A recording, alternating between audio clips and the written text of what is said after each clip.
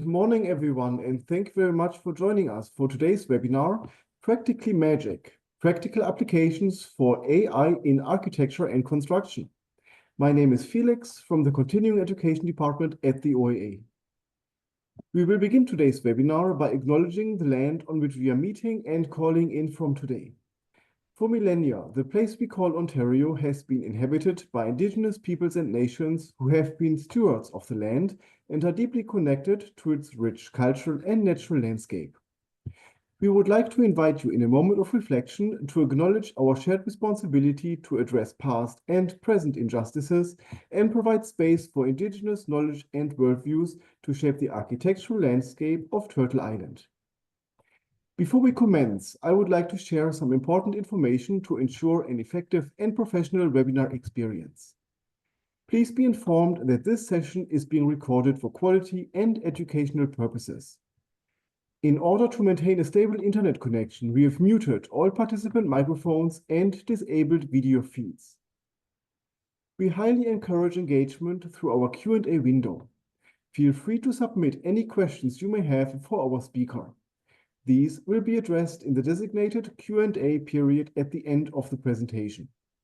Kindly note, the chat function will be deactivated following this introduction. For those seeking continuing education learning hours, please note that attendance is crucial. A minimum of 80% attendance is required for these hours to be accredited to your OAA transcript.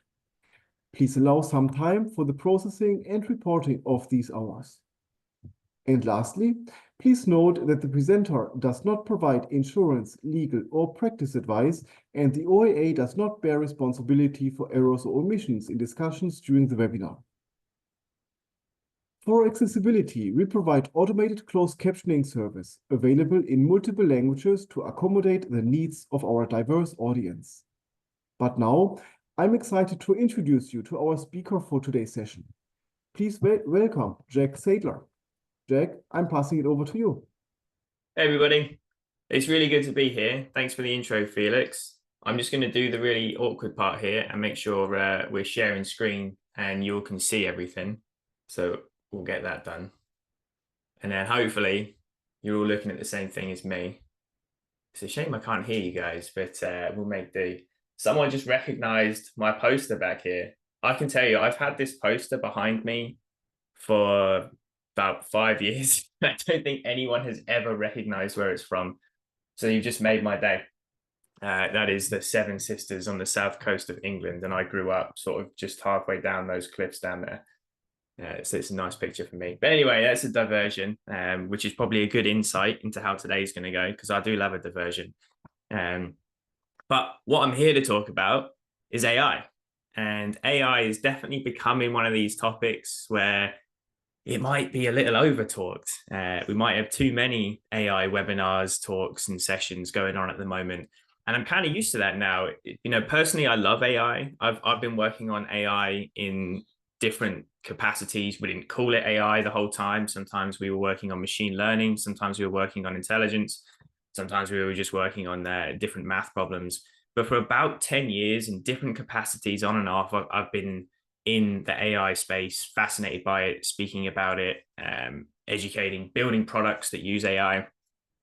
And I've typically, in the last few years, I've had the opportunity to speak like this quite often. I've been able to go to AIA events, RAIC events. I've been able to go to different places across the continent and kind of talk to people and hear about AI. When we first started doing it, it was cool because I'd be the only AI talk on the docket. Whereas now, the last time I did one was actually at a Construction Specifications Institute event in Houston.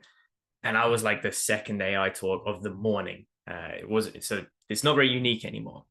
Now, I still have a frustration with most AI discussions. I think a lot of the talks out there, a lot of webinars, a lot of educational sessions on AI tend to be maybe too academic for me, too theoretical, too based in the science or the math.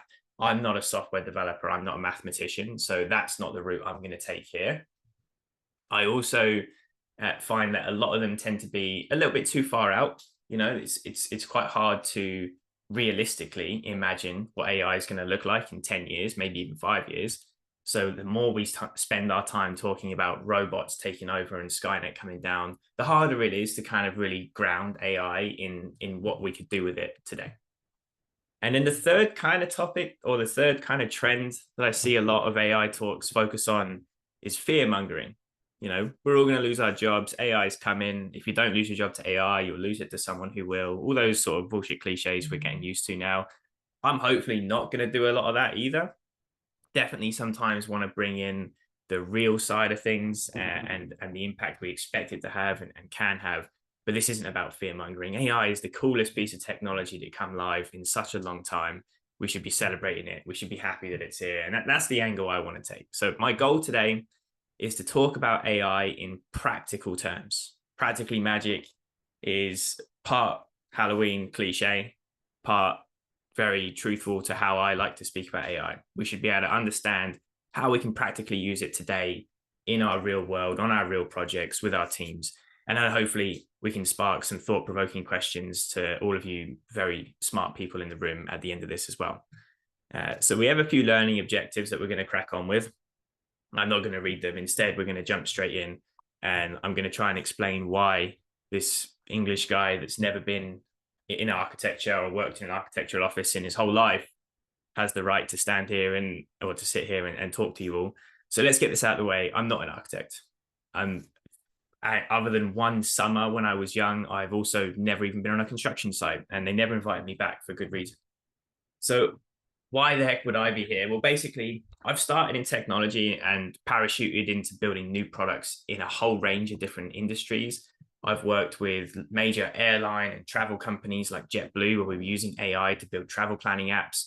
I worked with sort of huge Canadian companies like Iron Mountain, where we started building residential services. I launched an AI consulting service at a tech agency I worked for. And I've led product development at a number of different places. And most recently, for the last 4 years, where I've been co-founder and CEO of a company called Part 3. And we're based local. We're a Toronto-based team.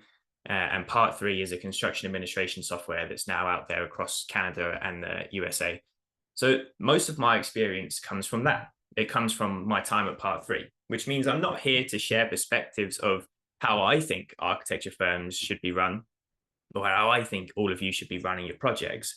It's more, I get to speak to so many architects. I get to speak to hundreds and hundreds of architecture firms through my work in Part 3, through the events that I get to go to. And I basically get to hear all these really smart people tell me what they think, synthesize it, share it, and sound smart. So I can be the voice of many, many architects, either bringing up thought-provoking questions that people have asked me, or diving deeper into interesting topics that I thought that have been useful. So that's kind of what led me to this. That's kind of how I've been on this journey. We're not here to learn any more about me. That's enough of that. So what I really want to do is kind of dig into AI. And I think there's a little bit of housekeeping that kind of helps. I think the first thing to always bear in mind when we speak about AI, or for that matter, any innovation at all, we kind of want to bear in mind that this isn't the first time we've seen disruption. It comes in new shapes, sizes, and forms. It comes with new buzzwords every single time. But disruption isn't new. And in fact, every time we have disruption, it's the exact same cyclical pattern. There's a lot of theory that suggests that every 7 years, something major comes along and threatens to change the game. Now, AI is just the newest one of those. Admittedly, it feels a little different. It feels like there's a little bit more weight, a little bit more value to, or a bit more credit to the fact that AI could be quite a drastic change, but they all seem like that to start. And every time one of these big disruptions comes along and threatens to take over and take our jobs and do all those cool things, what happens? Well, we just sort of adapt. Initially, when CAD came out, now I wasn't there, I wasn't on the site, but from all the conversations that I've heard, CAD had the exact same threat, right? It was going to kill traditional drafting skills, and some feared the loss of craftsmanship. We were going to lose that personal touch in design.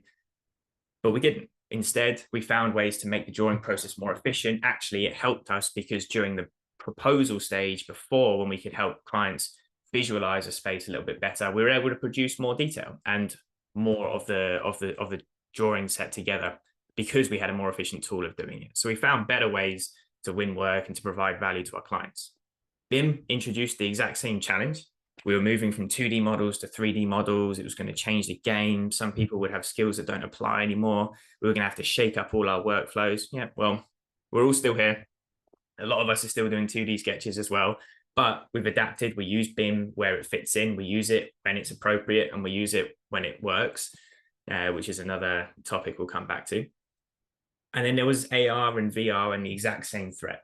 We were going to now be able to visualize. And actually, with all of these, what really happened was we just found ways to use those tools and save money and find ways where we could actually reallocate that resource, reallocate that billable time, and provide something a little bit different to our clients. AR or VR is probably a different kind of ending there. You know, the excitement sort of petered off a little bit before the tech could really find a compelling business case in AEC, other than helping clients visualize what's in your brain, which, by the way, is really hard to do. As someone not in architecture, I can vouch. What's in your brain is a highly complicated visual diagram of a building that you see to become.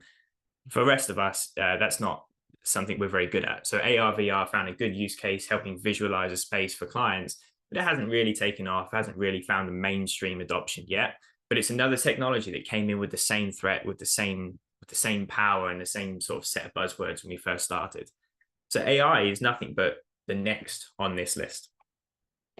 It's not new, and I know you've all seen this or some variation of this, but I think we're used to it by now. AI is what was being pitched by Alan Turing all those years ago. It's the same basic rules of math, the same basic application that we saw when the first neural networks were developed in the 50s. It's the same basic technology and sort of composition of mathematical algorithms that helped IBM win chess championships, that helped beat the Go champion. It's the same product that OpenAI were working on before ChatGPT 3 came to be. And it's worth remembering that OpenAI themselves are actually a 15-year overnight success story. There was a GPT-1, there was a GPT-2.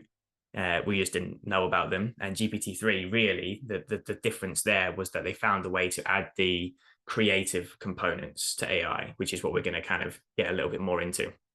GPT-3 was basically when they found a way to commercialize this project and go from being a more theoretical, purely academic project to something in it for commercial gain. So that was really the reason that GPTs kind of hopped up, started scaring us all, and we can thank Elon Musk for that.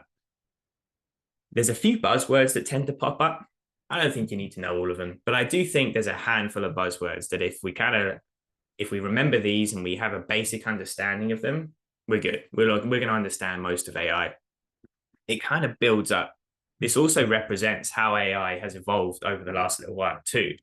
Most of our AI started off just putting little pieces of a mathematical puzzle together, and that's an algorithm. An algorithm is literally just a specific set of math rules, right? A step-by-step guide for approaching a problem.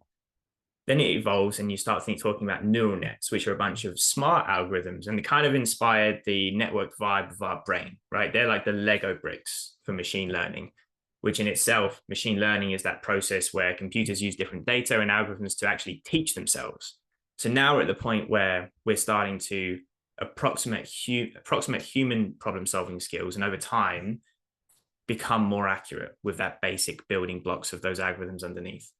The big data is just the playground. Big data is huge sets of data that provide the playground for machine learning to learn and improve and get better. And natural language processing is something that we've seen for a long time now. It's nothing but the ability for computers to sort of analyze, understand, and then generate human language. Computer vision is something that you've probably all seen long before we even really cared that it was AI. You know, I think everyone's iPhone has been able to open the camera app, scan some text, and tell you what it says. That's computer vision. It's just looking at a digital photo and trying to find patterns, which can be text or it can be a different shape and size. I probably should have added to this list a couple that I think are really important. One is generative AI.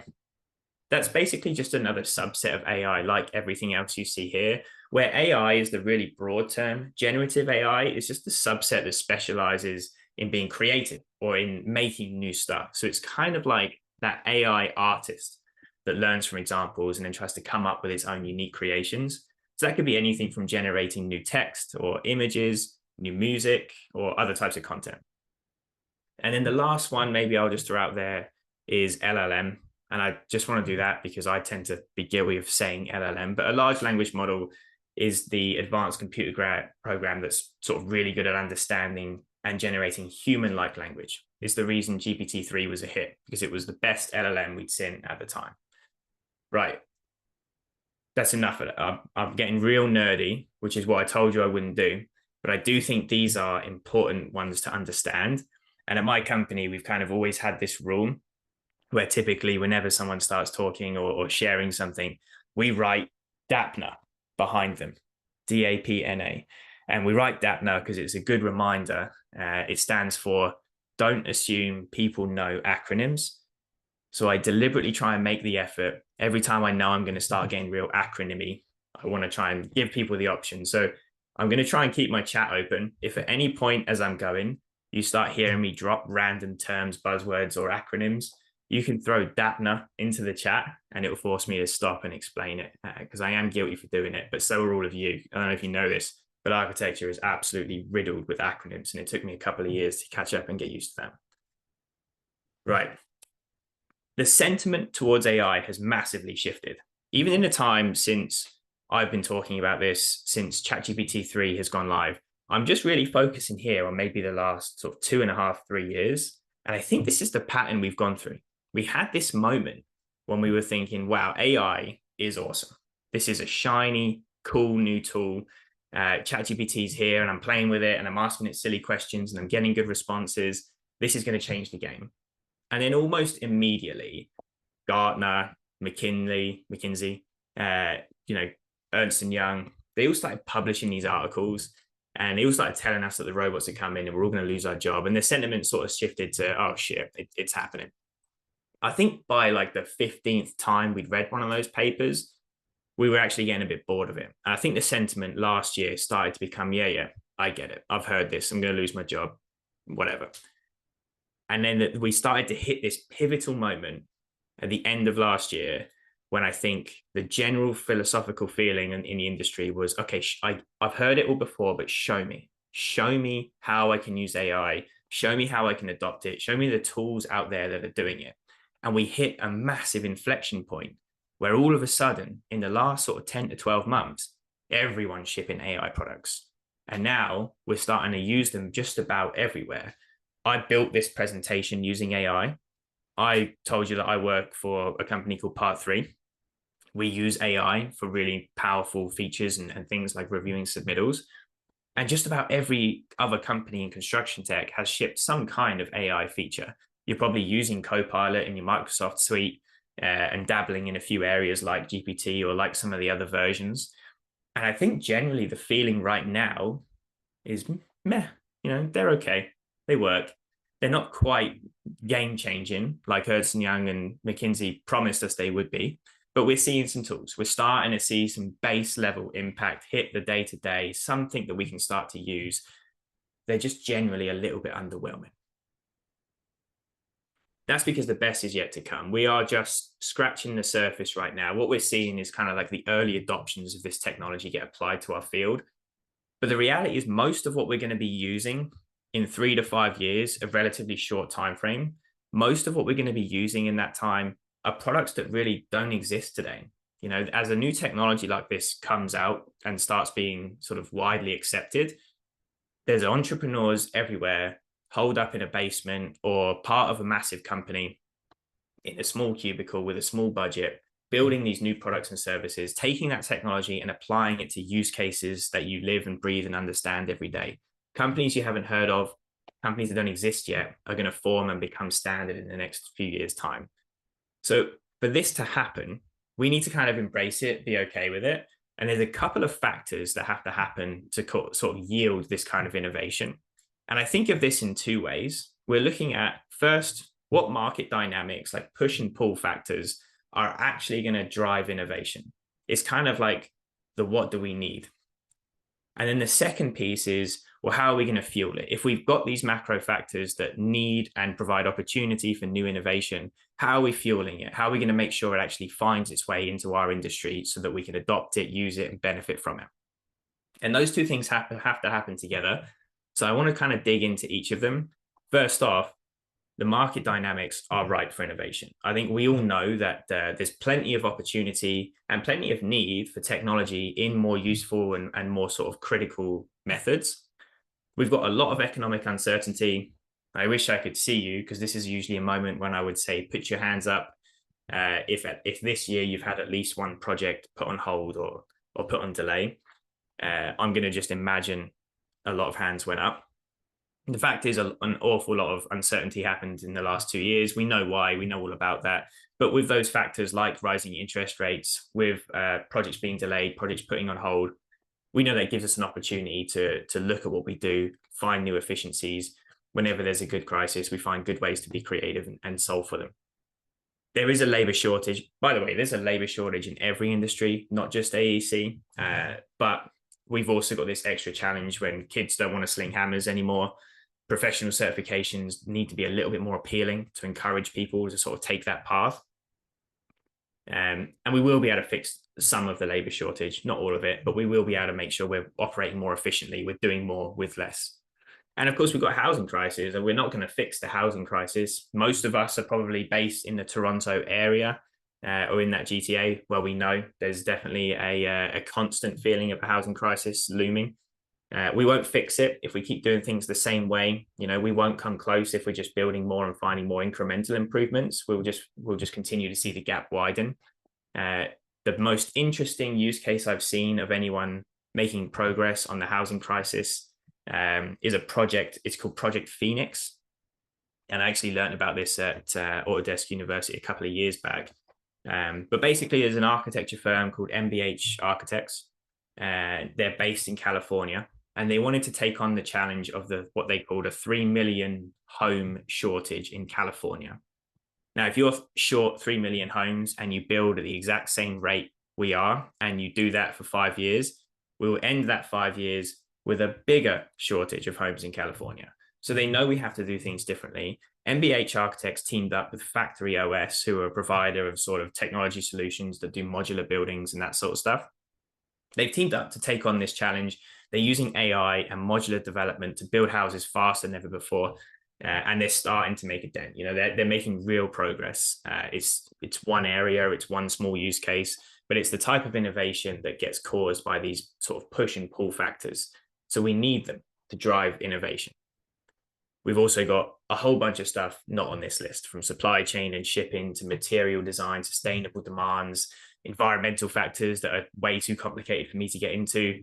So it's worth grounding everything that we discuss in, is there a need for innovation? I think there is an overwhelming yes in our industry. So what's fueling it? Well, there's a few ways that we can look at this. There is kind of a bit of an almost like app fatigue right now. Like, it's almost like we've got the opposite problem, where because we've got an environment that's ripe for innovation and technology that's here that threatens to disrupt and all that sort of cool stuff, we've actually got more startups innovating in construction tech than ever before, and more entrepreneurship than ever before. So we've got startups that are evolving and solving small slices of problems. We've got these larger tech firms that are innovating with new tech, like the Procores and the Autodesks of the world. And we've got construction firms investing in entrepreneurship. The best example is Suffolk, the GC down in Boston, who created a venture capital arm and an accelerator that brings startups in. It provides funding for new problems. Ellis Don are the latest here locally that have started doing the same thing. They've sort of replicated that model from Suffolk. They've created an innovation arm and an accelerator, and they've started incubating new companies, products, and technologies and getting them out there into the real world. That's fantastic, because it actually brings together investors with construction savvy backgrounds with real use cases, like people at Ellis Don and the real projects they're working on, with startups. So it provides them access to customers, to early adopters, and to people who can help drive them along. We've had a recession, or we've had the threats of a recession recently. This actually helped recalibrate a few things. So this has actually helped provide fuel for a lot of the innovation. The entire VC world really had a few nasty trends, like skyrocketing salaries in software development. And this kind of like recalibration that we had last year actually helped kill the sort of growth at all costs mentality that was going on with startups that were becoming overinflated. So we have actually seen an environment that shifted funding back into efficient companies that are solving real problems. And that's actually massively benefiting construction tech, because construction is not an environment where startups pop up and explode overnight. It's an environment when it's difficult to find the right use case, prove you're doing things well, solve project after project with a long lead time. So we're actually starting to see that innovation in construction tech is taking off more than ever, because the types of businesses that focus on it are really efficient and sort of built to last companies. We do have a slow industry adoption mentality. I hope I'm not going to insult anyone here when I sort of say there is a reputation among architects and among the construction field that we tend to be a little bit behind. Now, listen, my experience is only one story, and I will say that in my journey creating technology for architects, I've been lucky to work with some of the most innovative folks in the game, and some of them are actually in this virtual room right now. But when we started part 3, and many companies I know went through the same thing, when I can't tell you how many venture capital firms I spoke to who flat out told me, you can't build a business selling to architects. They're perceived as resistant.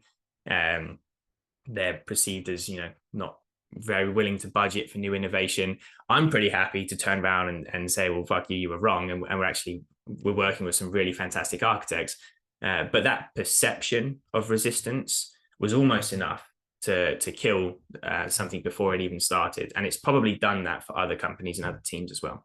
So there are consequences of being perceived as slow adopters, which could have bigger impacts. And I'm going to come back to when I talk about another industry that was for comparison. But the way I think about what AI is doing today, to kind of sort of shift up a gear here, is I think of practical AI through 3 lenses. The implications AI can have on your projects, your business, and the profession. Now, it's definitely impacting projects today. There are products and tools we can be using that leverage AI today, and I'm going to show you some. AI is almost certainly going to impact our businesses fundamentally over the next sort of 3 to 5 years in a sort of relatively short time frame. But it has the potential to really impact the whole profession. Now, that's a little bit more speculative. I don't know what time frame we're looking at there, but I'm going to bring up a few interesting points I'd love your feedback on too. But let's first figure out, like, what is practical? Is practical AI being used anywhere? Because when I think about a practical solution for AI, to me, it's something that solves 80% of the problem. And this is important. In AI, there's always this sort of context or this theory of human in the loop. And a human in the loop, to me, is basically because we're only ever going to solve 80% of something with AI. That last 20%, that requires what we're going to call, in many different fancy ways, common sense. And common sense will always get you that last 20%. That's why you need the human in the loop. The best example of practical AI is in transport. This is Waymo. They build self-driving cars. There are others. There are firms that are built, or companies that are building some fantastic logistics and companies that are doing a lot of GPS and route optimization, traffic management. Transport's been impacted a lot with AI, but it doesn't always work. I don't know if anyone saw, it was around summer of last year, maybe later, fall of last year. In Phoenix, there was a traffic jam caused by hundreds of self-driving cars totally blocking an intersection. So to me, that's a fantastic example, because if just one of those cars had a human driver, that wouldn't have happened. But instead, 100 self-driving cars were all blocked, didn't know where to go, and they were all just stuck. And everyone was filming them and laughing at them. And it was hilarious. And it was a great point that this is a really good solution 80% of the time, but sometimes you need a human in the loop. Finance is another area. So we start getting more into the professions, and finance is a fantastic spot where AI is having an impact today. And we should draw inspiration from this. Whether it's Plaid normalizing data, kind of like how Agave do for construction, or it's a robo-advisor recommending investments and sort of auto-balancing portfolios. This stuff has been around forever. I actually worked with a major bank in Toronto and built a robo-advisor about 10 years ago, which used AI to balance portfolios behind the scenes. Robinhood are a great example of a company using AI algorithms for algorithmic trading and to provide personalized recommendations to individuals. And then there's Affirm, who uses AI to actually help with credit scoring and risk assessment, and basically helping underwrite creditworthy folks. So in both cases, the AI that's out there is actually just supplementing human decision-making. It's largely based on what would humans do. So it's not replacing anyone. It's just helping give more of that sort of power and information to a human who can then make the decision. There's good reason for that too. I don't know if there's another good use case, but earlier this year, there was a trader who actually got arrested for insider trading.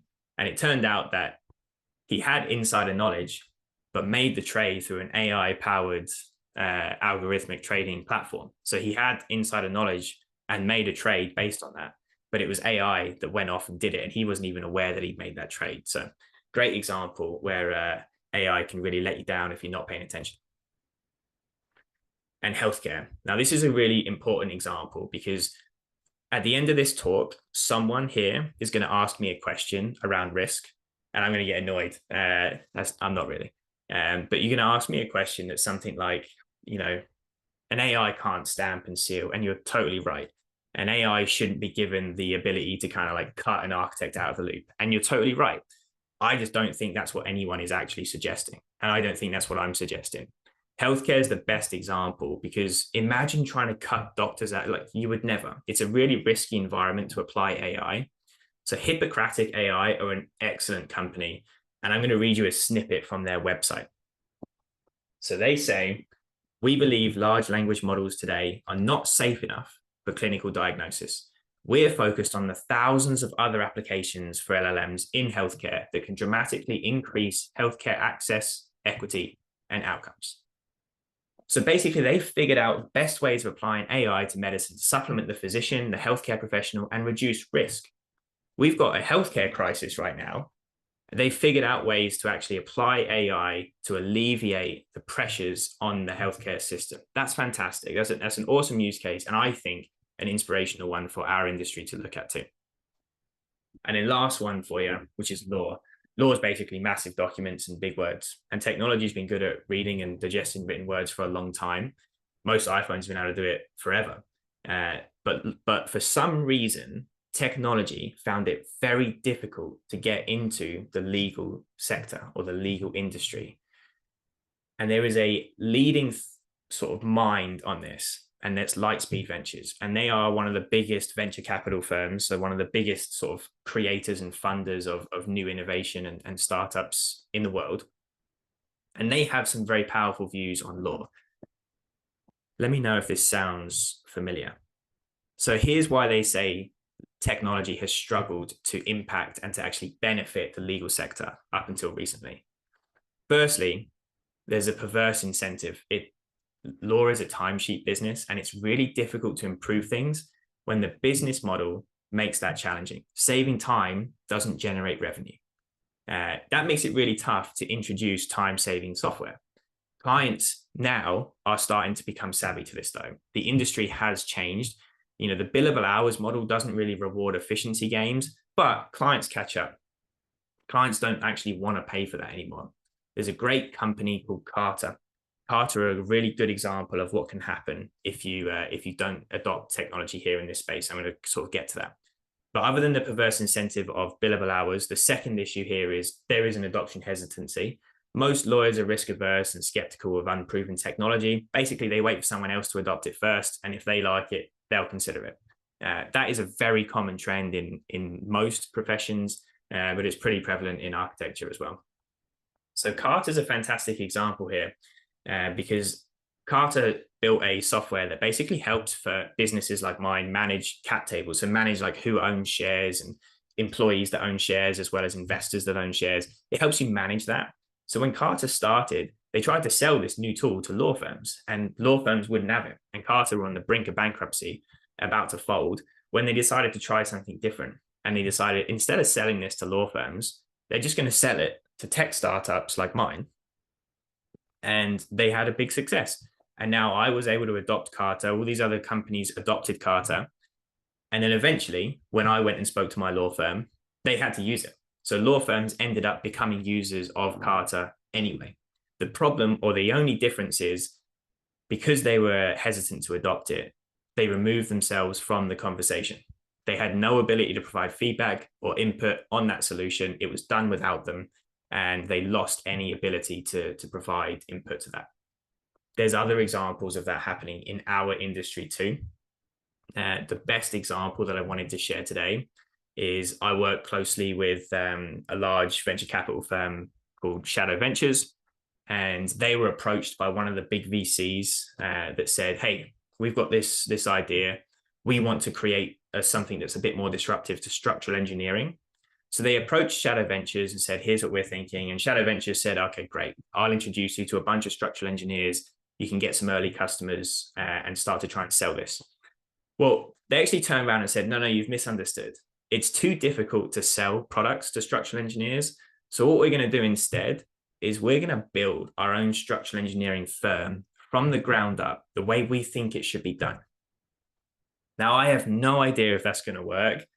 When VCs and tech people say they can do something like structural engineering, it just sounds batshit crazy. But who knows? They're going to put $50 million behind the idea, and money talks, and we'll see how far they can get with it. But what that's done is it's removed structural engineers from the conversation. And if they have found something useful, even if they just get a few learnings from it, 50 million for them is throwaway money. So if they learn a few things, they'll be able to have another go. And then there's this final concept of why legal tech has struggled, which is kind of analytical versus generative tech, which is a silly, fancy way of saying the advancements of tech mean we used to only be able to solve sort of 20% of a problem, which means why adopt it? Whereas now, with this new wave of technology, it can realistically solve 80% of the problem. So now it starts to become more appealing. Now, I'm going to stop there because that's a big tangent, but if anyone's else thinking the same thing as me, it's that lawyers, architects, accountants, engineers, we can learn a lot from each other. And these patterns absolutely exist in our industry as well. Right, I hear you. Enough of a tangent. Let's get back to it. Still morning, sorry, so I've only had one coffee. I told you about this. I think AI will impact us in our day-to-day projects. Then it's going to have an impact on our business models, and it might well have an impact on the profession as a whole. So I want to focus in. Let's look at some of these in reality today. So when we talk about projects, here's some examples of what I think are really powerful tools and ways that we are able to start using AI today. I've kind of bucketed them into the way that I think about these problems. I could have bucketed them, maybe I should have, into like the phases of a project, ones that you're more likely to use in design and schematics versus bidding and tender versus in construction and beyond. But these are kind of like the categories I'm thinking about a lot of the tools that exist today. Let's go into them. So in terms of inspections and being on site, I think most of us have heard of OpenSpace. They're doing awesome things. If you haven't heard of Drone Deploy, I'd recommend checking them out as well. They're now owned by Struction Site, but it's still sort of an independent product. But OpenSpace is transforming the construction phase with AI-powered photo log. So they're actually able to scan the entire site with a single roaming camera. And then that company's sort of proprietary engine maps all of those photos onto drawings. So it takes like 15 minutes. Teams can now monitor basically a near live immersive view of construction site conditions. That's a really, really powerful tool. And it's possible because of AI. It's not particularly cost prohibitive considering the value of what it can give you in real time. And most folks here are working in an office and probably go to site somewhere between once a week and once a month. This could be a fantastic way to stay closer to the construction site in that gap and in that interim as well. Robotics are definitely a huge part of the conversation at the moment. I was recently on site with WZMH, who have started doing some really interesting experiments with robotics. And I had a great conversation with some of the partners there on how they can see it coming to be. And also on the level of ownership, like how much do they want to pay and be responsible for? What approvals did they need to get from their contractor? It triggered some really interesting conversations. WZMH are definitely, I think, on the forefront of what's going on the tech side in Ontario. And they are applying robotics to at least 2 construction sites that they're working on right now. Dusty Robotics are definitely one of the leaders in this space. They're a great company. They do some really cool stuff. Like this robot's going to go out and map the plan on the floor in real time. It's going to sort of, it's going to make, the risk of errors and manual sort of cock-ups much more low. But can anyone sort of spot what's wrong with this photo? Because I see one robot and 4 humans standing around it. So it says to me that robotics has got huge potential, but maybe isn't quite there. There are further advancements. My favorite example is Canvas. So this robot hangs drywall, and it does it completely autonomously. So this means there is a robot that you can stick in a room, and it can work at night, it can work at day, it can work in the cold, it can work in the heat, and it will hang drywall, and it will work completely autonomously. So this is the type of innovation that will have an impact to our construction sites, to our project plans.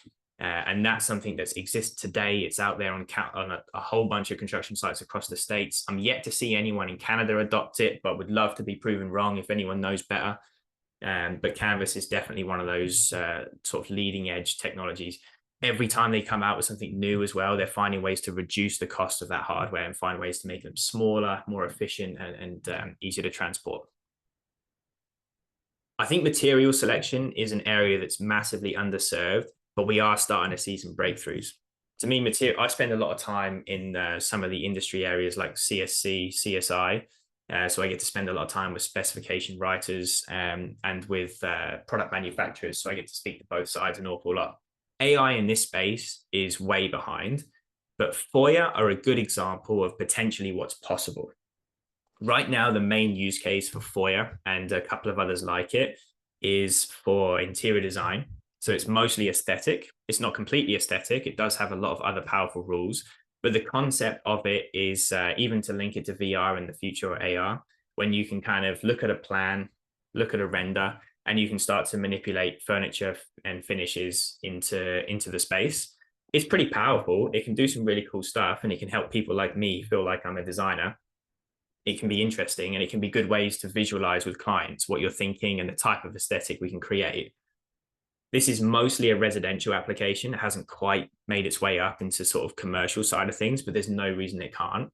But what they're getting really good at is adding more and more criteria to the decision-making process and the recommendation engine of the products it suggests.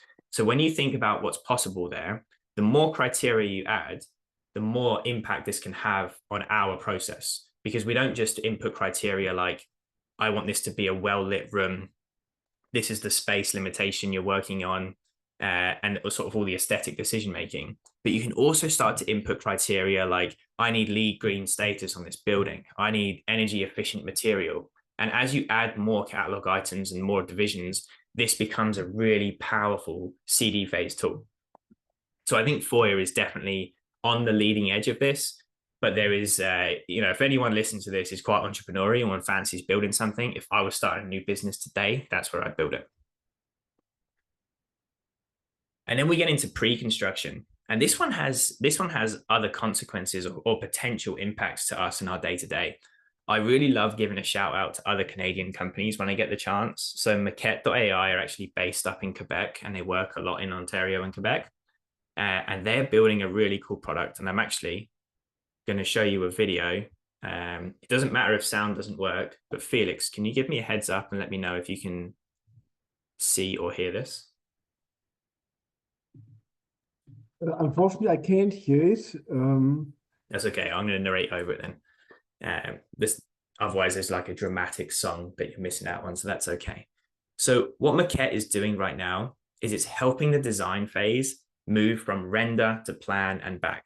So if you look here, this is a regular person, not even a trained architect, starting to input different criteria to give me inspiration, to generate renders for me.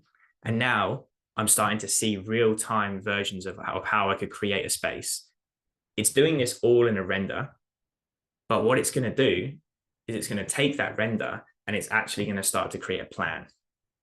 So from the render, from the creative inspiration it gave me, I now have a room plan, which I can edit. And as I edit that, it's going to edit the building render. As I edit the render, it's going to edit the plan. And that's going to be a very cyclical approach. Now, you can imagine the impact this has. At the moment, every application from Maquette.ai is residential. But what that means is for someone like me, let's pretend I suddenly get a bunch of money and I'm going to start building my own home, which is a dream of my wife. So that's quite, maybe one day. What I'm going to do is I'm going to use a tool like this to the point where I think I've cracked it. So by the time I can hire an architect, I'm going to say, I've actually already designed it and got a render and a floor plan we're happy with. So I just need you to stamp it and then we can go build it. you're going to have to walk me backwards and tell me all the stupid decisions I made and why it's not constructible and why that was a terrible idea.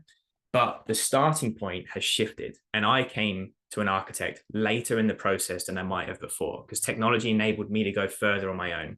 We're definitely going to see that impact commercial and other areas as well. And it's only a matter of time before that sort of client expectation shifts a little bit. The last piece is task automation. One of my favorite sort of memes that goes around at the moment is how AI is kind of being used in the wrong places. Like there's that theory of I don't want AI to do my arts and crafts so that I can spend more time doing laundry and dishes. I want AI to do my laundry and dishes so that I can spend more time doing arts and crafts. Fucking A, like absolutely, that's what we want too. So task automation has to be where AI starts. What's the laundry and dishes of architecture? Well, there's a few areas. Part 3 is my company. It's one of the teams I think that are solving interesting problems around this space.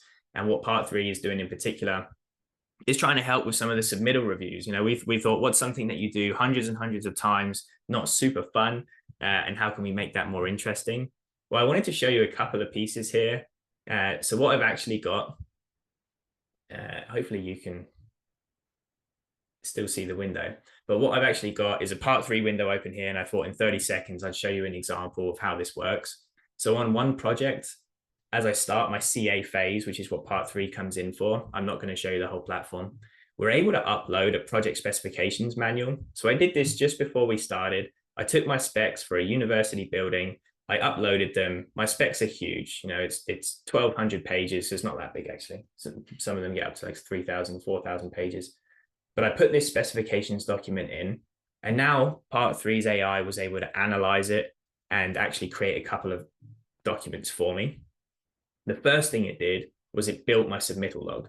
So now I have pending submittals for everything that was in that specifications document. As I go through the project now, I'm not waiting for my GC to give me a spec book or a spec log, because I don't know if anyone's ever seen one of those, but I've maybe seen a GC do that once ever. So now I'm not waiting for them. I've actually got a submittal log of every submittal I'm waiting to receive on this project. As they come in, the AI can actually go further and help cut out some of the more tedious tasks. So on this project here, I've got a handful of submittals that I need to review. So let's take a look at one. This one's my ball in court. And this is a good example of where AI can just be helpful in structuring something, in adding insight, but it's the 80-20 rule. No AI will review a submittal for you. It needs you. It needs you to be involved. And this is a good example of how we received the product sheet from our contractor. We're annotating, marking up, we're jamming with the engineers. But while we were looking at it, the AI assistant actually reviewed it, compared it to the specifications doc. So for this PVC product with this division, my AI assistant took a look and called out a few areas and said, hey, for this division, you specified 2 possible manufacturers. Good news, this product is a Sikasana product. It's an exact match. You can mark that as good. And that's probably a nice area where if it was a wrong match, I just revise and resubmit and kick it back. But I'm going to go further. So my AI is also telling me we're happy with the testing compliance data, sort of meets all the ASTM and UL standards. We specified white. We got yellow. That's okay. It's a PVC product. But here's why this one I wanted to show you is a good example. We specified a 30-year no limit warranty, and we got back a vanilla 30-year warranty. If I want to check that, I can. This is on page 5 of the product sheet and page 291 of the specifications document. And I can just click those, open them up and scan them. But what I'm actually looking at here is a mistake that I know I would have made. 6 projects, 300 submittals per project. I'm going to miss this no limit warranty, and I would have approved it. Whereas now I know, okay, 90-mile-an-hour winds, this is going to be a problem. So I'm going to revise and resubmit, request an updated warranty, and send that back to the contractor. So AI in this case provided me some tips, provided me some interesting data that I could validate and go and check for myself if I wanted to. And it gave me the ability to solve this problem a bit faster. It's I think a good example of how AI is starting to find its way into our day-to-day tasks. There's a lot more to come from that. There's a lot more to come in these areas. But I'm happy to kind of like go on a Part 3 tangent another time with you all. Now, remember what I said. So we talked a bit about projects. Hopefully this has introduced you to some new tools. I would love it if after today you kind of get to leave, check out part 3, check out maquette.ai, check out open space, and maybe find a way to try something on one of your upcoming projects and kind of get to feel AI in your hands and as a test. That would be a really great result. But I think it's also important for us to recognize the impact's bigger. The impact is going to be bigger than just our projects. It is going to impact our business. Here's a few ways, and I'm going to really narrow in on 2 of them here. But the first obvious way is we're going to have more usable data than ever before.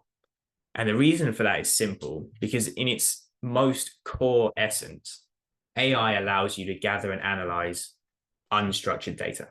So all those meeting minutes, those photo folders, all those things right now that just feel like messy, unstructured data, even all your raw notes from when you did a site walk, all of that is now information that can be structured. It can be amalgamated in something as simple as ChatGPT, and it can be used as data to create things like progress reports. So there is a saying in construction that the whole process is about 90% documents, 10% data. But what we're going to see is those documents provide the data we need for that shift. So we're going to start to see us move towards an environment that's maybe 90% data and hopefully only 10% documents. So a challenge to you all would be if you're able to start collecting data today, knowing that in the next 6 to 12 months, you could use it differently, would you? And how would you? How would you start to create and bucket that unstructured data that lives in all of these fragmented areas of your teams in ways that you could use them? Maybe you need an area to have all of your RFI questions and responses in a spot, knowing that one day an AI algorithm is going to be smart enough to now use that information to respond to RFIs for you. And knowing that the construction progress images you have of all your finished construction sites might inform progress reports on every future construction project you go on. So keep that data in a place where you can use it. It's hard to see where AI is headed, but it's not going to take long before these become problems that are being solved practically. The second area here is around back office efficiency. It's a bit of a no-brainer. Use AI, you should be able to work faster. You should be able to do more efficient stuff. There are more AI agents that come in that sort of supplement our workload. Awesome. It's going to make the cost of doing business lower. And folks like Gartner are going to tell us that that's how we have a competitive edge. That's how we differentiate and how we win. That's kind of bullshit. We're going to fly past that phase. As soon as we become more efficient by using AI in the back office, everyone's going to be at that same level too. So it's going to be more table stakes. So find ways to use those in the back office. We're doing it too at part 3. I think don't forget, even though I'm here and this is architecture, don't forget, AI had a threat to architects, but it also had the same threat to everyone else. I work in software development, and the first thing ChatGPT started doing was writing code. So we all went through the same process of, holy shit, are we going to be obsolete? We're not. It's okay. But it's nice to remember that we were able to use it for those back office efficiencies. Our developers can use these tools to write code faster than ever before, but we still need the human in the loop. It will create a competitive edge, but probably not in the way you're thinking.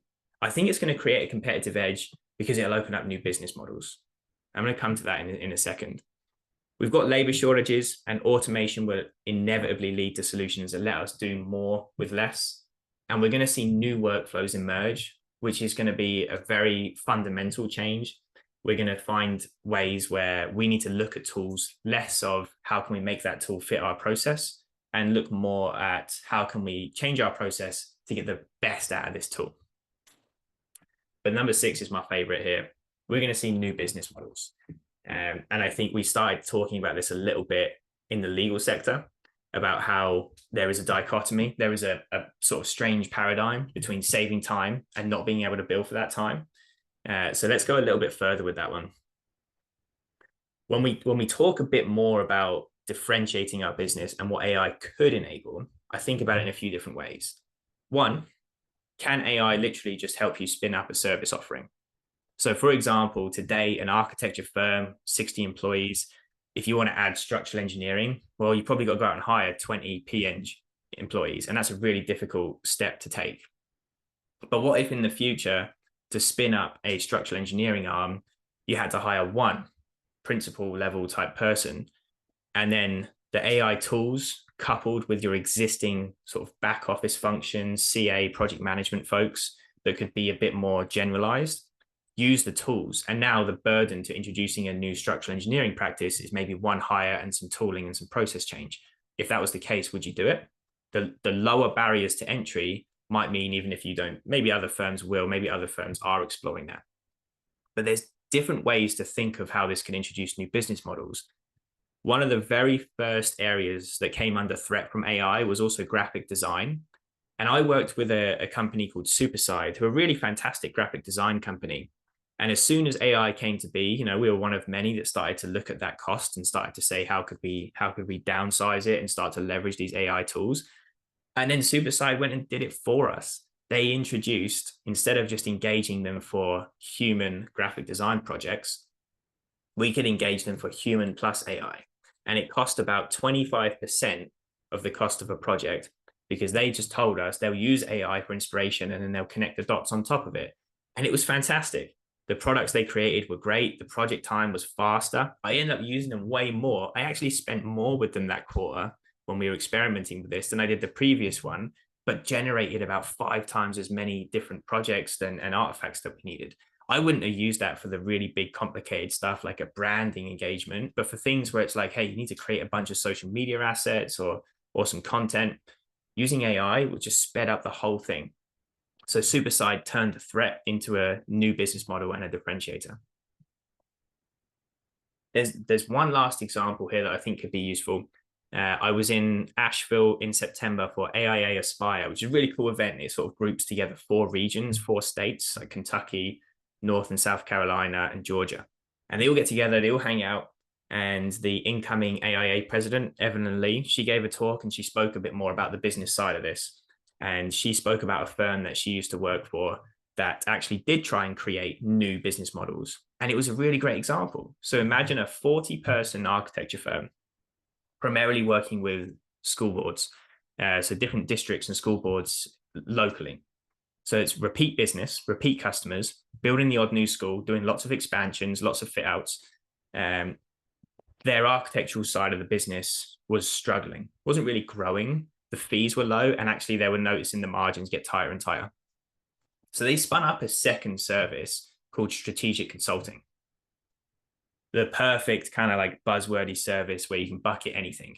But here's the thing, architects are really smart, really creative. So actually doing strategic consulting makes a ton of sense. They charged a higher rate for the strategic consulting than they did for the architecture work. And they started to look at things like, hey, we're building you a new school and we're fitting out these extra 2 schools for you. So there's the 3 projects. Our strategic consulting arm is going to help you figure out what you need to do to manage these schools going forward. So they made a bunch of recommendations on how to create a good budget plan so they can schedule the fit outs sort of 10, 20 years in advance, how they can make sure they stay on top of maintaining different elements of the building, like the HVAC systems, and working with different engineers.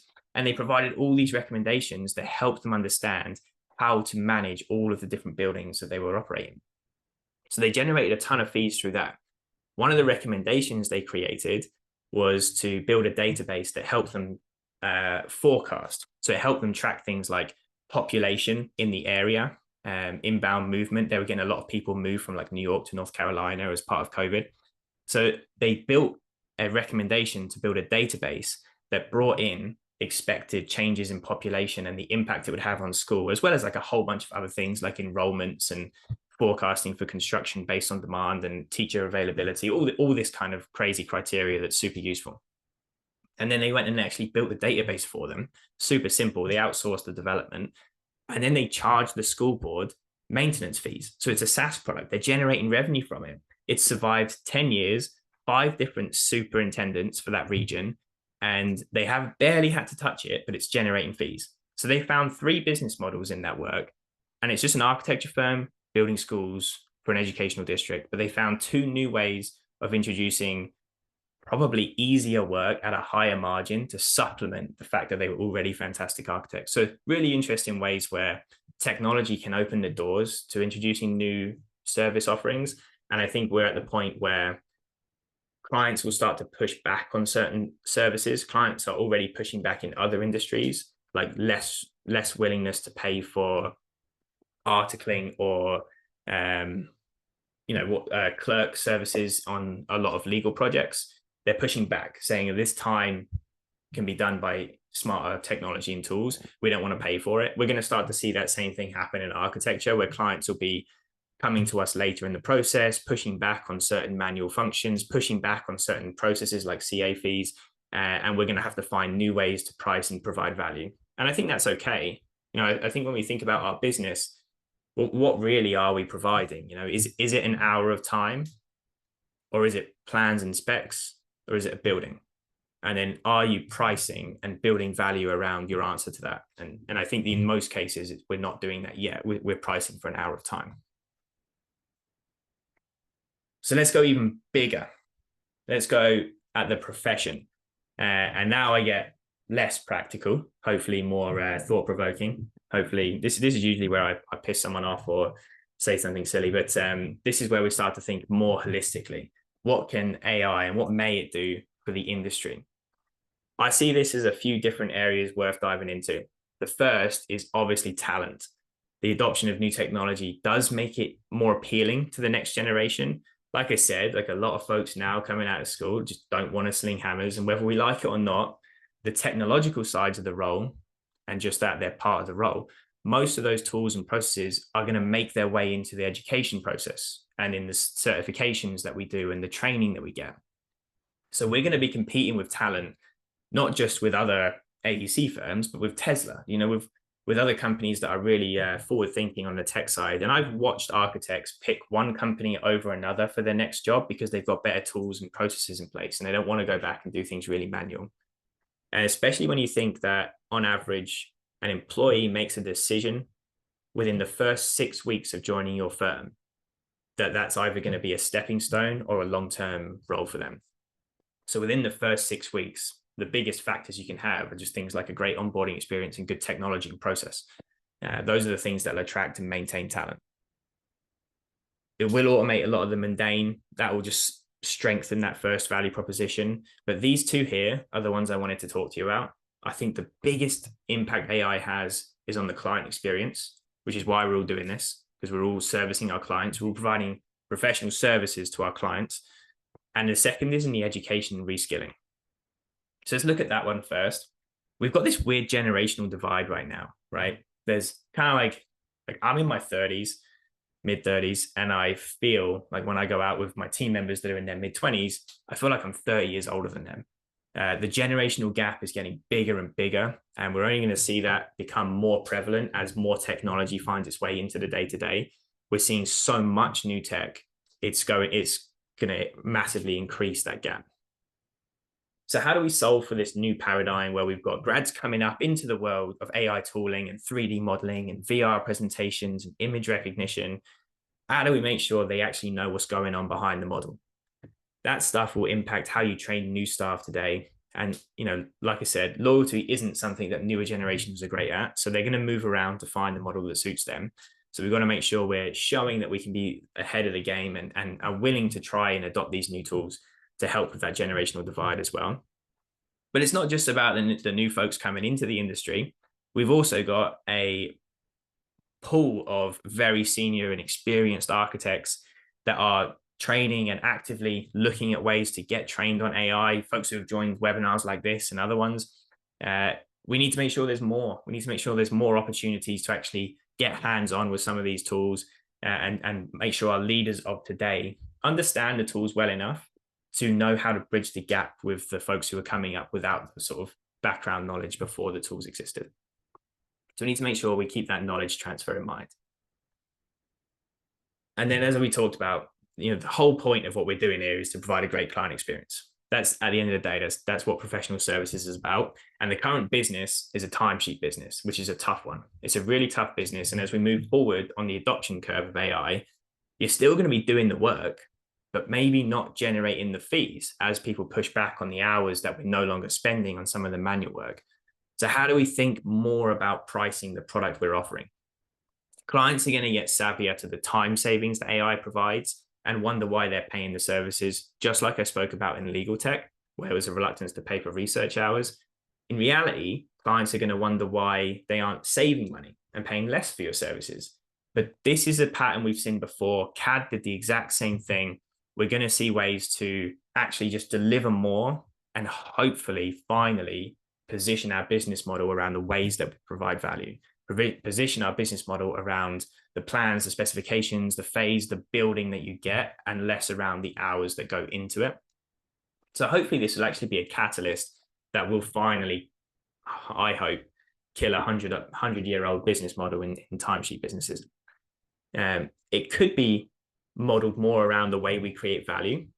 But what we're going to find is ways that we can sort of use AI to move up the innovation in the value chain. So I like to kind of ask the obvious questions, but if you freed up all this time from reviewing submittals or from spending 4 hours on site creating an observation report and 3 hours the next day wrestling with Word, if you had all that time back, what would you do with it? Could you offer another services like ongoing maintenance or consulting to your clients? Would you help them in other ways? Would you solve other problems for them? I bring this less up as a practical implementation of AI today, but more of a consideration of you are about to save a lot of time and you are about to see that dichotomy of efficiency and billable hours come into play more and more. So the timesheet business has had its day and we'll all be glad to move away from it, but I think we need to prepare for it by really thinking about the client experience that we provide. And you've all heard about a few of the stories. I told you I love a tangent. So you've all heard some of the ones I went on today. But if you needed one more, I'm not adverse to understanding and appreciating the risks of AI here. There was a lawyer just this year, right, who literally cited fake cases in his own legal documents, which is so crazy to hear that a lawyer can do that. But the reason for it was really obvious, and it's because a lawyer tried to rush a case, tried to use AI tools to create documentations for them. And when you really think about what an AI does, all it's trying to do is predict the most likely human response to a problem. And in some cases, the most likely human response is a lie. So AI is capable of some pretty spectacular fuck-ups due to its nature of trying to predict the most accurate human response. We've also got no real idea what goes into those models. They're huge black boxes. We've got data training that can be massively biased, and the lack of transparency we have into those models can lead us to not understand a lot of the responses we get and why, or question them. So we do need to, as a collective, find ways to reduce that risk of bias, which is done through training and democratizing the models. We need to find ways to get some transparency into the data that provides training for those models. And we need to make sure we've got the level of privacy and accuracy that makes us happy to use it. Accuracy is a big important point here. Would any of you on this call risk your license or your certifications to use one of these tools and sign off on things? Probably not. But there is also a good argument that one day an AI agent could get licensed. That would be an interesting debate for another time, but it's theoretically possible. And there's going to be some challenges along the way. It won't all be smooth sailing. There's going to be arguments emerge in the next year or so around data. The fact is, some of you on this call are probably working at firms where we are, sole practitioners, 3, 5, 10-person firms. I can see a couple that I know.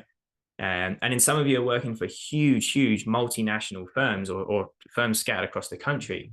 If you're both using the same AI product, one of you is training that model for the other. So how do we mitigate that? How do we make sure not only we have privacy and protection in place of the data that's going in and the data that's coming out, but how do we govern it? I think the answer to a lot of data governance is going to be compensation. I think if you're heavily weighted and training an algorithm that's benefiting others, you should be compensated for that data. So we could see companies put rules in place to compensate and reimburse you parts if your data is valuable to training a model. But it's probably going to come down to the companies to do that themselves, which might well happen through the adoption curve over the next couple of years. The reality is, for regulatory compliance to step in, it's going to take a long time. We saw, even with the changes we've seen to regulatory areas like GDPR, it took a long time to implement and it took even longer to enforce. So by the time government sort of catches up to this, we probably will have solved it a long time ago. But that's just the nature of government. So hopefully, these risks will start to be things that we talk more about and find ways to mitigate without government intervention. All right, let's wrap it up. Let's get to it. I think it's important, to adapt and not fear AI. Like, it's really, really cool. And it can do so many things that I don't want to do. So AI, I think, it's normal to have fear of it. I know I often use it with a mix of joy and overwhelming anxiety. But this innovation is good news. It's going to make us stronger. It's going to make us more efficient, faster, and it's going to cut out the shitty parts of our job. It is going to lead to change, but so does everything. We're always changing and evolving. We're not designing by hand, and we haven't lost craftsmanship of the trade. We're adding AI to our daily toolkit, but we'll be free of so many tasks that none of us want to do anyway. So if any of you needed a kick to go out and try and use a new AI tool, I hope this provides that kick for you. Thanks, everyone. I'm happy to stick around and ask some questions, and would love it if anyone wanted to reach out and stay in touch after this as well. But happy to stick around for any Qs and give some As. Great, Jack. Thank you very much. And if you would like to refer to the Q&A window, there are already 9 questions posted. Oh, wow. Okay, cool. Q&A window. You can find it at the bottom of the page in the Zoom bar, Jack. The webinar chat? No, there is a button next to the share button called Q&A. Okay, I might need to. Oh yeah, there it is. More. Here we go. Right, I got them. Can I pick which ones I want to answer? I'll try and go through from the top. Let's have a look. Are they in order? Yeah. Is there any discussion of the impact of ChatGPT and AI on the environment, knowing that massive cooling systems are required to cool down these equipments? There's a lot of conversation. I think this kind of, what's that analogy I always butcher? But back in the gold rush, the people, some people made money off of gold and most people didn't. But everyone who sold picks and axes made a lot of money. The reality right now is, well, some people are going to make money off of AI, some people won't. Everyone's making money off of building new data systems and new facilities to house all these warehouses. So it is becoming a big problem. Luckily, you're probably the right group to discuss this and solve it. I'm probably not the right person, but there are a lot of conversations going on the product manufacturing side and a lot on the constructability side of these. And there are definitely active debates going on, I know of, in some states that are really suffering with this, particularly down in the Southeast and some of the central states where there's a lot more of these facilities being built. I'm probably not the right person to give like truly insightful views on that, but I totally appreciate that it's a huge problem. But there are debates going on, and as architects, you're definitely the right people to get stuck in. What happened if AI is fed wrong or not correct information? It will drag that wrong info through the conclusions. That's basically what happened with the trader who got caught for insider trading and with the lawyer who produced a fake case. AI is sort of fed with such a huge range of data. We're never going to have full visibility into what goes into it. It's always going to be a bit of a black box. Part of the responsibility is on the companies. There are 4 companies leading the path right now and sort of building these large language models. And they're the ones you expect, right? It's Meta, it's Google, it's Apple, and it's OpenAI. And these guys are ultimately going to be responsible for democratizing the model, which means we're going to see more open source models. We're going to start to understand how they work and where they're scraping data from. But they also need to be smart enough to recognize when they're less accurate. And that's a direct shift that we're starting to see when they can start to like have baked in confidence values. You won't ever see it on a product like ChatGPT. It will never tell you, here's my answer, but I'm only 50% confident. But anyone using the products on the back end, like integrating with them, is going to know the confidence of that answer. And they are going to be able to try to make judgment calls on what they do with that. For example, if we're reviewing a submittal in part 3, we're able to kind of look at the model and say, actually, we have a low confidence on this one. So we give a partial match and we sort of tweak the way that we word things. We need more of that, but there is always going to be an element of a black box here. And I think that will only truly be fixed with sort of regulatory involvement. These are some good questions, right? So if there's always a human managing or directing an AI, then it's not artificial and it's not intelligent. Am I understanding correctly? I see what you mean. I think the best analogy I got given from AI agents was to kind of think of them as AI interns, as like artificial interns, and more of what you can do as management, right? So we might today hire an intern to sort of go through a whole bunch of low value tasks, right? Like a bunch of documents and meeting minutes that you need to write up, a whole bunch of items you need to review and give responses on. Right now, you might delegate those all to an intern. The intern is intelligent, although not artificial. That intern will do their best job to provide responses, but you're not going to trust that intern to send that document to your client or to your manager. You're going to then look at the responses, tweak them, fix a few things, and then send them out. And I think what we're at the stage of right now is kind of treating AI like that. It is artificial and it is intelligent, but it's not smart enough to totally be as good as you, as someone who's got industry experience out in the field, and you've seen kind of like patterns that the AI has never been exposed to. So I think the way to think of it as everyone is now a manager overseeing these artificial interns. And that kind of hopefully just gives you a mental model for how I see them being used in the next few years, particularly at the project level of all the items and products that I showed you. It's more like they do their best work for you, and then you're the final gatekeeper. So you're still doing that final 20%. I think I've only half answered your question, but hopefully it's a mental shift to think about them a little bit differently.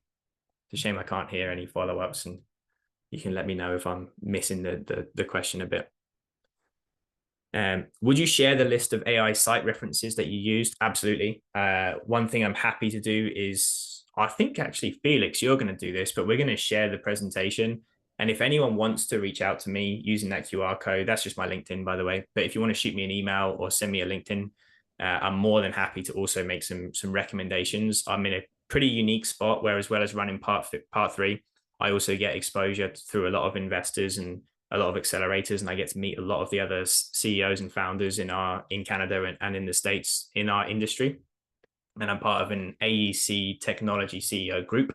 So I get exposure to a lot of the new tools and innovation in the space. So I can also make recommendations if you're looking to solve specific parts of the problem.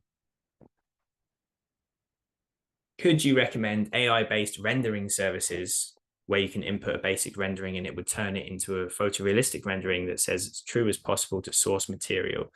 Have you tried maquette.ai? It's really powerful. So I think I would like to recommend them as a Canadian to go and try maquette.ai and see if they can kind of get close to what you're looking for.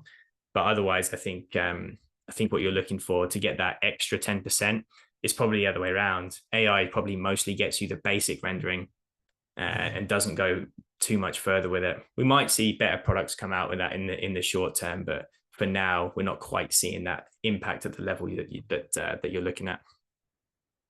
If anyone has a better tool than me, we'd love to see it though in the comments. It appears that AI will make our work more complicated. Yeah, maybe.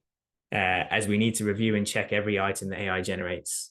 I'm afraid that AI won't shorten the time to complete tasks, yet client will have higher expectations with shorter time or lower fees. Yeah. But if we're not, I mean, it's like any technology tool though. If you're using any tool and it proves to actually take longer to use it, don't use it. I don't think that will be the case. I think the point of this movement from analytical technology to generative technology is that instead of solving 20% of a problem, it can solve 80%. And I think you need to have those expectations when you're reviewing and trying and testing these tools. But no, it should absolutely have a big enough impact to free you from time. And if it doesn't, either we're not using it properly, it's the wrong fit, doesn't work for our use case, or the tool just isn't there yet. But I definitely think if we run into this problem, we're using the wrong tools. But it's a pretty good point to bring up. I'm not sure for clients, going too far in the design process before engaging the architect is necessarily a good thing. I agree. It's like consulting a doctor after researching the internet, yeah, which is what we all do, by the way. Presuming you already know the treatment before examination. Yeah, I mean, But that's what happens. Everyone goes to the doctor now and says, I've got a sore cheek, so it must be mumps. And kind of goes in with that first diagnosis already done, and doctors are pissed off and they have to reverse you from it. And now I think they just point blank ignore it. I think that will happen. I think we're already seeing this trend. I think there are more design build firms being started and created than there are new architecture firms. And I think more construction management firms, developers are starting to bring in-house architects and engineers for this reason, because they want to come to architecture firms and consultants later in the process. I don't think it's something that that is recommended either, but I think the democratization of some of the back office tools will lower the cost of entry to some of these areas, and then adding one hire instead of three will actually give you the tools you need to do the job. So I kind of think, like it or not, this is going to happen. Whether we think it's good for the client or not is a different conversation, and that might depend on so many things, like how they run their in-house, like how good their team is, like the type of project, the type of, it's one thing for a design build firm that builds hotels again and again, the same kind of hotel. They could probably take on a lot more of that responsibility in-house versus someone who's building, community centers and libraries and really complicated, non-repeatable buildings. They're probably going to need the architect much earlier. So there's going to be a lot of variables in this, but we are absolutely going to see that trend. Like, I'm pretty confident we're going to start to see very, very soon people could try and spin up more of the architectural responsibilities in-house, both on the GC side and the client side, and on our engineers firms as well. Why do clients feel that they need to be the architect? Our world can't only and always be about the almighty dollar. Yeah, good question. It's a sensitive one. I don't want to piss anyone off. There is a little bit, like, it's not your building, it's the client's building. And the client does care about money because it's their product. They pretty much only care about money unless it's, a particular type of construction that has another impact, like a hospital or a school or a library. There's other ROI impacts, but your clients do care about money, and it's their building. So if they can drive the cost of those services down, they will. That's a tough question to answer. It's definitely, I think, outside of my AI hat and a little bit more into my sort of business hat. So it's a bit more of an opinion with no data versus data with an opinion. So it's a really interesting point. I wish we could kind of have a conversation on this one, because I'd love to ask you some follow-ups too and get into it. So hopefully that's one we can keep talking about. But I do agree. It's, a lot of architecture is sort of for the love of the profession, for the beauty of the product you get to create. It's such a unique profession in that way. And it is 100% a massive part of the reason that I wanted to work in this industry as well. Even though I can't work in it, I get to work outside it and on it. And that's part of it, because the passion, and I love what architects do. But unfortunately for your clients, it kind of is about the money. Why is there an obsession for shortcuts? Everything needs its own time, especially creative work. Yeah, I agree. So I don't think it's about taking shortcuts. I think it's just about speeding up the parts that are repetitive and low-hanging fruit. So with my sort of like only a loose outsiders, observers understanding of the industry and how projects work, I would imagine you'd actually want to spend even more time advising and working with your client to understand their needs and their problems when you're coming up with that sort of first concept. You actually want to spend more time doing that to create a great concept. But then maybe the time where you can go from a sketch and a concept to a full render and a full plan and a full schematic design is faster. So I think the time savings, it's not so much shortcuts in the creative side, it's got to be shortcuts in the administrative side. We find ways to reduce the time on the production, not on the creative, the consulting, and the sort of the more key components of what really makes you an architect. No one became an architect so they could send 100 emails a day and review 50 submittals in an afternoon. You became architects so you consult and create a really, truly spectacular building. And I think it's just allocating the resources. It's kind of what I was saying with I want AI to do my laundry and dishes, not my art. Thanks a lot. Thank you, Mirad. Have you had any conversations with insurance companies about how they approach professionals using AI? I would like to hear Prodemnity's perspective as our insurance provider on their stance regarding AI. I haven't spoken to any firsthand. I've heard some stories. I think they're going to take a long time to catch up. I think in the meantime, we've seen some large firms just point blank say, we're not going to use any outsourced AI model, and we're going to try and bring a lot of this in-house, or at least do it so that you're kind of leveraging a model that you can train internally without it being influenced by anyone else's data. I don't know too much about how insurance providers are looking at this yet. I don't have enough I don't have enough concrete examples to give a meaningful response here. I think I would get I'd get a little bit lost. Right. Great presentation. Thank you. I didn't need to read that one out. I just wanted to. Damn, okay. So better buildings are a great investment and better for the environment. Can these tools allow us to expand our impact on the industry? Yes, absolutely. Great question. And I think hopefully, Dan, a loaded question, because you're probably looking at this saying that's what you'd want to do with these tools. But yeah, 100%. If you can start using these tools so that you get to be the creative lead, you're the manager building everything, designing everything, but then you also get to use AI to say, right, but I still need the material selection to meet this standard. I can't figure out how to solve this this problem of leaking heat in this area, or I need a better material to help solve it. Absolutely, I think that has to be an area of focus, and I really mean it. If I was starting a new business in this environment today, I would focus on material selection and energy efficiency, and I'd find a way to combine things like Material Bank, the company that helps provide samples in 24 hours on any division. And I would try and find a way to couple that with all of my creative and sort of, all the certifications and education that you have in this area. And I would try and make that where I save time. AI can help me meet energy efficiency standards because it's basically just a really complicated algorithm. And AI is good at that. Right, I think that's all of them. I'm right at time. Felix, I just told you I'd give you time back, but I think I used all of it. That's great, Jack. Thank you so much for the presentation, and thanks everyone for attending. And as we conclude this webinar, I would like to draw your attention to some announcements. The next webinar takes place on November the 14th with the title Carbon and Net Zero in Low-Rise Residential Sector. The OAA will report your participation in this webinar to your transcript. Therefore, there's no need for individual reporting on your part. And lastly, all attendees will soon receive the presentation file via email along with a link to submit your feedback. Once again, thank you very much for your attendance and have a productive and pleasant remainder of your day. Jack, also thank you very much again for a great webinar. Thanks everybody. Bye-bye.